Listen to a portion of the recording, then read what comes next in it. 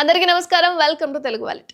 తెలంగాణ రాష్ట్ర రోడ్డు రవాణా సంస్థ కొత్త బస్సులను కొనుగోలు చేసి కార్పొరేషన్లో చేర్చుకునేలా స్వయం సహాయక సంఘాల మహిళలను ప్రోత్సహించాలని యోచిస్తున్నట్లు రవాణా శాఖ మంత్రి పొన్నం ప్రభాకర్ తెలిపారు. అయితే మహిళా స్వయం సహాయక సంఘాలతో కార్పొరేషన్ ఒప్పందం చేసుకుంటుందని, మోప్మా అధికారులతో చర్చలు జరుపుతుందని తెలిపారు. అయితే ఇక్కడి అంబేద్కర్ స్టేడియంలో టీజీఎస్ఆర్టీసీ ఎలక్ట్రిక్ బస్సులను ప్రారంభించిన అనంతరం ఆయన మాట్లాడుతూ కరీంనగర్ రీజియన్ లో తొలుత 35 ఎలక్ట్రిక్ బస్సులను ప్రారంభిస్తున్నట్లుగా తెలిపారు. కాలుష్యాన్ని తొలగించే లక్ష్యంతో ఆర్టీసీ మొదటి దశలో 500 బస్సులను కొనుగోలు చేయాలని నిర్ణయించిందట. అయితే మొత్తానికి హైదరాబాద్ ఔటర్ రింగ్ రోడ్ లో డీజిల్ ఫ్రీ బస్సులను నడపాలని రాష్ట్ర ప్రభుత్వం ఆలోచిస్తుందని, మొత్తం మీద కార్పొరేషన్ దశల వారీగా 2500 ఎలక్ట్రిక్ బస్సులను కొనుగోలు చేస్తుందని ఆయన చెప్పారు. అయితే టీఎస్పీఎస్సీ మరియు పోలీస్ శాఖ ద్వారా 3035 ఖాళీల నియామక ప్రక్రియ కూడా పురోగతిలో ఉందని మంత్రి తెలిపారు. అయితే mayor Y Sunil Rao, TGSRTC MD VC Sajjanar, collector Pamela Satpathy తదితరులు ఈ కార్యక్రమంలో పాల్గొన్నారు. మొత్తానికి